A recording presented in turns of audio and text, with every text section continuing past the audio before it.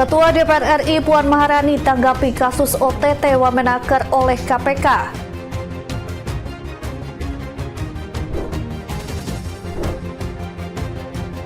Kapolri Jenderal Listio Sigit Prabowo pimpin upacara Hari Juang Polri di Surabaya, Jawa Timur. Halo, selamat pagi pemirsa setia Berita Nasional TV. Senang sekali Berita Nasional Pagi kembali hadir menyapa Anda. Selain 3 berita utama tadi, akan ada informasi lainnya yang akan kami sajikan untuk Anda. Bersama saya, Ajeng Tiara. Ya, kita awali dengan informasi yang pertama. Pemirsa, Ketua DPR RI Puan Maharani angkat bicara terkait operasi tangkap tangan KPK terhadap Wakil Menteri Ketenagakerjaan Immanuel Ebenezer. Ia mengaku baru mendengar kabar OTT tersebut saat mengikuti rapat paripurna. Lagi dari DPR. Ya, alhamdulillah semuanya. Puan Maharani menyatakan dirinya belum bisa memberikan tanggapan lebih jauh mengenai OTT yang menjerat Immanuel Ebenezer. Menurutnya, informasi yang diterima masih sebatas berita yang dibaca saat rapat paripurna berlangsung. Puan juga menyoroti pentingnya transparansi dan kepastian hukum, mengingat OTT menyangkut seorang wakil menteri yang masih aktif menjabat dalam kabinet. Dirinya menyatakan bahwa publik berhak mengetahui proses yang sedang berjalan di KPK. KPK melakukan OTT pada Rabu malam dan informasi penangkapan sudah dikonfirmasi Wakil Ketua KPK Fitroh Rohcayanto. Ya, saya juga baru mendengar beritanya tadi saat di paripurna, jadi belum tahu terjadinya karena apa dan lain sebagainya, karena melihat di info beritanya saat tadi melaksanakan paripurna. Jadi ya, saya akan cek dulu kenapa dan seperti apa proses ini terjadi. Dari Jakarta, Natasha Alkoade Chandra, Berita Nasional TV. Ya, Ketua Harian DPP Partai Gerindra Sufmi Dasko Ahmad mengatakan akan memeriksa status keanggotaan Wakil Menteri Ketenagakerjaan Immanuel L. Ebenezer di Gerindra yang kini terjaring operasi tangkap tangan oleh Komisi Pemberantasan Korupsi. Dasko menyebut Presiden Prabowo Subianto tidak pandang bulu terhadap pejabat yang melakukan tindak pidana korupsi. Menurutnya, kepala negara tidak akan melindungi kasus koruptor meskipun bagian dari kabinet pemerintahannya. Dasko mengaku sampai saat ini dirinya belum mengetahui status keanggotaan Immanuel di partainya. Dasko juga mengaku tidak terlalu mengetahui kinerja Noel selama menjabat wakil menteri di Kabinet Merah Putih. Yang pertama-tama kan memang belum ada pengumuman resmi dari KPK tentang status dari yang bersangkutan. Namun ditegaskan di sini bahwa berkali-kali Presiden Prabowo menekankan bahwa Presiden tidak pandang bulu terhadap penegakan kasus-kasus korupsi, sehingga yang pasti Presiden tidak akan melindungi bila ada memang terbukti pembantu-pembantunya melakukan hal-hal perbuatan yang tidak terpuji, demikian. Tapi sejauh ini kinerja dari Wamenaker sendiri yang dipandang dari Bang Lesu seperti apa sih, Bang? Saya kebetulan tidak sering interaksi dan kebetulan memang selama ini kita banyak bersentuhan dengan Menteri Tenaga Kerja ya selama ini, karena memang yang berhubungan dengan lembaga itu adalah menterinya. Demikian. Status dia sebagai anggota Gerindra itu gimana sih, Bang?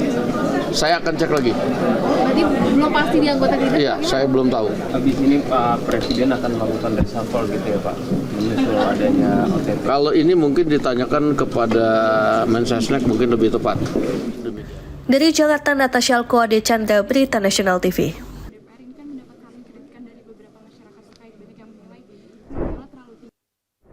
Ya, usai melakukan operasi tangkap tangan kepada Wakil Menteri Ketenagakerjaan Immanuel Ebenezer, KPK menyita beberapa barang bukti berupa kendaraan bermotor dan mobil.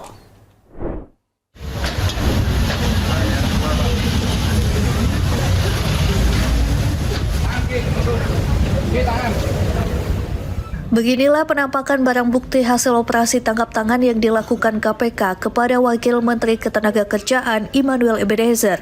Sejumlah motor gede atau moge merek Ducati sebanyak 2 unit berhasil diamankan oleh KPK.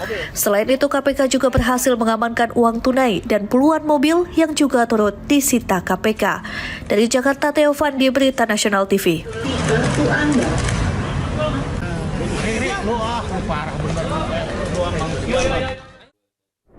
Informasi selanjutnya, Ketua DPR RI Puan Maharani menanggapi kasus anak kecil di Sukabumi yang meninggal akibat cacing pita di dalam perutnya.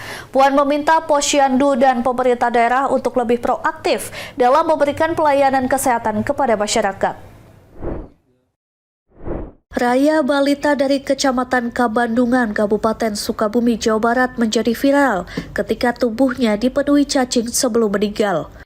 Menanggapi hal tersebut, Ketua DPR RI Puan Maharani meminta Posyandu dan pemerintah daerah untuk lebih proaktif dalam memberikan pelayanan kesehatan kepada masyarakat. Puan berharap Posyandu dapat meninjau dan memeriksa layanan kesehatan warga secara rutin, terutama yang membutuhkan. Ia juga meminta Ketua RT dan RW untuk berperan aktif dalam memantau warga dan melaporkan kebutuhan warganya. Puan juga menekankan pentingnya evaluasi program bantuan sosial untuk memastikan bahwa warga yang membutuhkan dapat menerima bantuan yang tepat. Kami berharap tim Posyandu yang harusnya ada di setiap desa dan ada di setiap kelurahan bisa lebih proaktif untuk bisa meninjau, melihat semua warganya. Kalau memang kemudian membutuhkan dicek kesehatannya, juga harusnya bisa ketua RT, ketua RW yang ada di wilayah-wilayah tersebut, di desa-desa tersebut, untuk bisa meninjau, melihat warganya kalau memang membutuhkan cek kesehatan dan melaporkan kalau kemudian dibutuhkan cek kesehatan, dan kalau juga dibutuhkan mungkin diperlukannya kartu BPJS dan dilaporkan ke pemerintahan atau Pemda setempatnya. Jadi kita proaktif lah sama-sama untuk mendorong jangan sampai hal seperti ini terulang kembali. Dari Jakarta, Natasha Alko, Ade Chandra, Berita Nasional TV. Pemerintah Kota Bekasi dan pemerintah Jawa Barat menyiapkan langkah besar untuk menghidupkan Sungai Kalimalang. Rencananya sungai yang membentang di wilayah Bekasi Selatan ini akan diubah menjadi kawasan wisata air dan diharapkan jadi ikon baru Kota Bekasi. Jembatan layang karena kemacetannya sudah. Gubernur Jawa Barat Deddy Mulyadi serta Wali Kota Bekasi Tri Adianto beserta jajaran meletakkan batu pertama dalam pembangunan kawasan wisata air di Sungai Kalimalang, Kota Bekasi, Jawa Barat pada Kamis siang. Rencananya akan meliputi pembangunan jembatan baru yang menghubungkan Jalan Ahmad Yani ke Grand Metropolitan Mall sepanjang 2 km hingga ke Kota Bintan, Bekasi Barat. Dalam prosesnya, jembatan-jembatan lama hingga perbatasan DKI Jakarta akan dibongkar dan diubah menjadi model lengkung dengan anggaran 36 miliar, sehingga kapal wisata bisa melintas di bawahnya. Kalimalang tak hanya difokuskan sebagai wisata, namun juga diproyeksikan jadi jalur transportasi air menuju Jakarta. Yang ketiga, infrastruktur pengelolaan air bersihnya harus memadai. Nanti pengerukan sungai, kemudian pengerukan dam-dam atau situ-situ harus terus dilakukan. Yang keempat adalah taman-taman kotanya harus ditata dengan baik, dan bersyukur sekali orang Bekasi itu punya peradaban air yang tinggi. Tempat lain nggak punya. Di halaman kota punya air yang seperti ini, dan ini adalah tanda bahwa ini ada jejak peninggalan peradaban Purnawarman. Kan itu. Kemudian untuk itu pemerintah provinsi tidak akan ragu untuk berkolaborasi memunculkan pembiayaan baik belanja langsung maupun belanja bantuan keuangan. Barat Kang Deddy, kedepannya direncanakan untuk wisata air, kuliner. Kami berharap di Januari sudah bisa selesai pembangunannya dan sudah bisa dirasakan manfaatnya oleh warga Kota Bekasi. Untuk pengelolaan kata di PTMP Pak? Ya, pengelolaannya akan dikelola oleh kami, BUMD, PT Mitra Patriot, dan nanti kami akan bekerja sama dengan pihak ketiga dalam pengelolaannya. Dalam hal ini yang pembangunannya PT Miju. Oke, dari mana Pak? Kalau pengelola ketiganya dari mana Pak? Ya. Ya, ketiganya dari mana? Nanti akan ada beauty contest di lelang. Akan ada lelang. Kalau ini pembangunan CSR oleh PT Miju, oleh pihak swasta. Nanti pelaksanaannya, pengelolaannya akan PTMP, Mitra Patriot, dan itu akan kita lelang. Sehingga Pemkot Bekasi maupun pemerintah Jawa Barat optimis proyek ini akan jadi wajah baru Sungai Kalimalang, sekaligus membuka peluang ekonomi baru bagi warga Kota Bekasi. Dari Bekasi, Jawa Barat, Tim Liputan Berita Nasional TV. Kapolri pimpin upacara Hari Juang Polri di Surabaya. Informasi selengkapnya usai jeda, tetaplah bersama kami.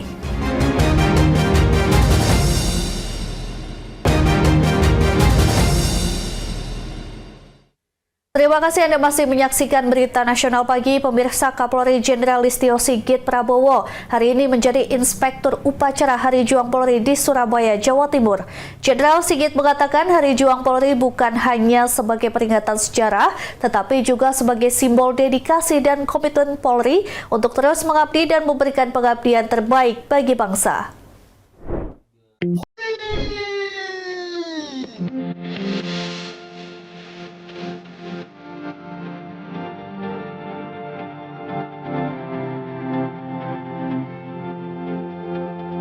Upacara digelar di Monumen Perjuangan Polri Surabaya, Jawa Timur, Kamis pagi. Sejumlah mantan Kapolri hingga Pati Polda Jatim turut hadir dalam kegiatan ini seperti Jenderal Purnawirawan KPH Rusdi Harjo, Jenderal Purnawirawan S. Bimantoro, hingga Jenderal Purnawirawan Sutarman. Upacara ini juga dihadiri oleh pejabat utama Mabes Polri yakni Kabahar Kapolri Irjen Karyoto, Kalemdiklat Polri Komjen Krisnanda Dwi Laksana, dan Korbrimob Komjen Imam Widodo, Kapolri Irjen Anwar, Kadif Propam Irjen Abdul Karim, Kadif Humas Irjen Sandi Nugroho, Kakor Irjen Agus Suryo Nugroho, hingga Kapus Jarah Polri. Turut hadir pula Gubernur Jawa Timur Hovifah Indar Parawansa, Pangdam Brawijaya Majen TNI Rudi Saladin, Kapolda Jatim Irjen Nanang Afianto, Ketua DPRD Jatim Kusnadi, Pangko Armada 2 Laksda TNI IGP Alit Jaya, hingga Wakajati Hari Wibowo. Kemudian ada juga keluarga M. Jasin dan Mukar, juga veteran penghargaan Seroja Timur Timur. Setelah upacara selesai, Jenderal Sigit memberikan santunan kepada veteran Polri, keluarga M. Jasin, dan Putri Mukari, ajudan M. Jasin. Dari Surabaya, Jawa Timur, Tim Liputan Berita Nasional TV.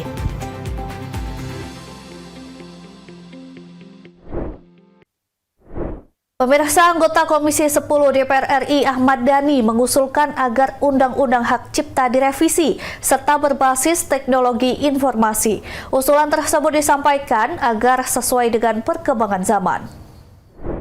Kemarin saya bersama Aksi. Anggota Komisi 10 DPR RI Ahmad Dhani menegaskan lembaga manajemen kolektif harus berbasis IT. Ahmad Dhani menyebut jika Undang-Undang Hak Cipta direvisi dengan berbasis teknologi informasi, maka kedepannya tidak akan timbul lagi kecurigaan dalam pengelolaan hak cipta dan royalti. Menurutnya, penerapan IT memastikan distribusi royalti lebih tepat sasaran sesuai dengan karya yang digunakan.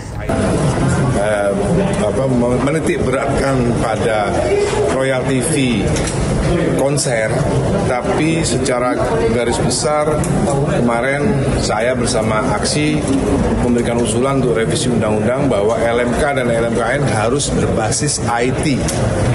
Gitu. Kenapa harus berbasis IT? Ya sekarang udah zamannya teknologi, masa nggak pakai IT gitu kan. Sehingga kalau sudah berbasis IT, udah nggak mungkin lagi ada kecurigaan. Dan yang kita persoalkan kan sebenarnya bukan masalah restoran itu harus bayar, kafe itu harus bayar. Kafe akan membayar kepada LMK dan LMKN jika yang dibayarkan itu tersalurkan ke pengarang lagunya. Kalau tidak berbasis IT, misalnya ada parlay restoran misalnya, kan? Yang mereka play lagu-lagu Dewa, lagu-lagu Padi, gitu kan? Misalnya lagu-lagu slang. Ya yang harus dibayar ya kepada komposer-komposer tersebut, bukan tiba-tiba bayarnya ke komposer yang lain yang tidak memberikan keuntungan kepada resto parlay misalnya. Gitu. Makanya harus berbasis IT supaya semuanya terdistribusi dengan benar, lagu-lagu mana yang digunakan, yang dimanfaatkan, yang memperoleh manfaat, disitulah komposer yang mendapatkan manfaat fee, royalty fee. Dari Jakarta, Natasha Alko, Ade Chandra, Berita Nasional TV. Beralih ke kabar lain, seorang pemuda diduga pelaku pencurian ponsel dengan modus cash on delivery atau COD di Jalan Haji Kuncin Sudimara Pinang, Kota Tangerang, Banten ditangkap warga. Pelaku ditangkap warga dengan cara dijebak lantaran telah banyak melakukan pencurian dengan cara COD melalui marketplace di media sosial.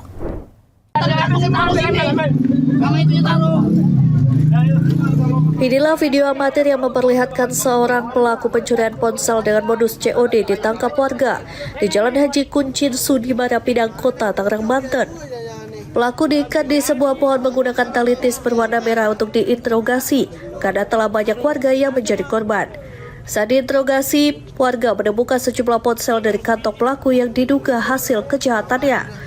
Beruntung pelaku tidak sempat dihakimi massa karena petugas kepolisian sektor Pinang Resor Metro Tangerang Kota cepat tiba di lokasi. Terus ditanya langsung dibawa, itu digebukin langsung di ruko Freshmart. Ternyata itu udah digebukin, langsung dibawa ke telepon polisi, dibawa polisi Tangerang Pinang. Iya. Kalau orang sini mah nggak ada yang ketipu atau? Kenapa? Kalau orang sini mah nggak ada korbannya? Nggak ada. Saat ini pelaku telah diamankan oleh pihak kepolisian sektor Pinang Polres Metro Tangerang Kota untuk dilakukan pemeriksaan lebih lanjut. Dari Tangerang, Banten, Tim Liputan Berita Nasional TV. Direktorat Reserse Narkoba Polda Sumatera Utara berhasil menggagalkan upaya penyelundupan 190 kg sabu yang dilakukan oleh sindikat narkoba jaringan internasional. Penangkapan dilakukan di seputar perairan Langkat dan polisi menangkap 2 pelaku yang menyamar sebagai nelayan. Tidur. Sabunya mana? Ini adalah video yang diambil polisi saat menyergap sebuah perahu kayu pengangkut 190 kg sabu awal Juli lalu. 2 pria paruh baya yang saat penangkapan menyamar sebagai nelayan sempat berkilah perahu mereka membawa narkoba. Namun usai dilakukan pemeriksaan mendalam, keduanya akhirnya mengaku menyimpan narkoba dalam jumlah besar di bagian bawah perahu. 190 kg sabu yang ditemukan diduga berasal dari Malaysia yang dijemput keduanya dari sebuah kapal di laut lepas perbatasan Indonesia dan Malaysia. Narkoba yang disita rencananya akan diselundupkan ke Indonesia melalui Sumatera Utara dan diduga akan diedarkan ke sejumlah daerah di Indonesia. Direktur Reserse Narkoba Polda Sumatera Utara Komisaris Besar Polisi Jan Calvin Simanjuntak mengatakan petugas Direktorat Reserse Narkoba yang menangkap kedua pelaku sempat terombang-ambing di laut saat melakukan penangkapan. Hal ini terjadi saat tim penangkap menunggu tim yang akan melakukan evakuasi yang waktu tempuhnya membutuhkan waktu sekitar 6 jam. Polda Sumatera Utara kini tengah mengejar seseorang berinisial Y yang berperan sebagai pengendali kedua pelaku. Ini kita temukan dan kita ungkap dengan menggunakan modus perairan di dalam kapal nelayan ini. Terkait dengan 190 kg yang ditanyakan tadi, DPO sedang kita kejar. DPO YN ini adalah yang mengendalikan kedua tersangka yang di belakang merupakan warga negara Indonesia. Dalam kasus ini, kedua pelaku kini terancam penjara selama lebih dari 5 tahun atau maksimal dapat dihukum dengan hukuman mati karena dijerat dengan Undang-Undang Nomor 35 Tahun 2009 tentang narkotika. Dari Medan, Sumatera Utara, Tim Liputan Berita Nasional TV. Diduga mengalami remblong di jalanan yang menurun, sebuah truk kontainer menabrak warung dan tiang lampu penerangan jalan di flyover Balaraja, Kabupaten Tangerang, Banten pada Rabu siang. Selain menabrak bangunan warung, dalam rekaman CCTV sebuah klinik, truk yang meluncur tanpa kendali ini juga nyaris menabrak sejumlah kendaraan yang ada di depannya.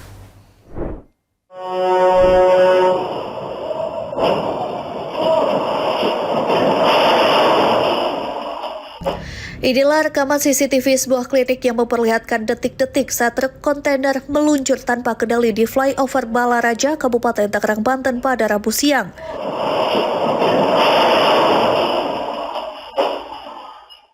Truk kontainer yang meluncur di jalan yang menurun tajam ini terlihat nyaris menabrak sejumlah kendaraan roda 2 dan roda 4 yang berada di depannya. Beruntung sopir banting setir hingga akhirnya truk kontainer berhenti setelah menabrak tiang lampu penerangan jalan dan bangunan warung makan di sisi kiri jalan. Meski tidak menelan korban, namun bangunan warung makan dan juga tiang lampu penerangan jalan mengalami kerusakan setelah ditabrak truk kontainer. Padit Lantas Polsek Balaraja Aibtu Slamet Riyadi mengungkapkan sebelumnya truk melaju dari arah Serang menuju Cikupa untuk mengambil barang di sebuah pabrik. Setelah dari arah Serang dia menuju ke Cikupa mau ambil barang, sampainya di TKP remnya blong, banting ke kiri, nabrak yang listrik. Selain nabrak apa PJU apalagi yang di warung sama pagar rumah orang. Setelah melakukan olah tempat kejadian perkara dan memeriksa saksi, sopir dan kernet diamankan ke unit Lantas Polsek Balaraja untuk dimintai keterangan. Dari Tangerang, Banten, Tim Liputan Berita Nasional TV. Pemirsa, informasi tadi sekaligus mengakhiri jumpa kita. Demikian Berita Nasional Pagi telah menemani Anda. Saya Ajeng Tera beserta kru yang bertugas pamit undur diri. Terima kasih dan sampai jumpa.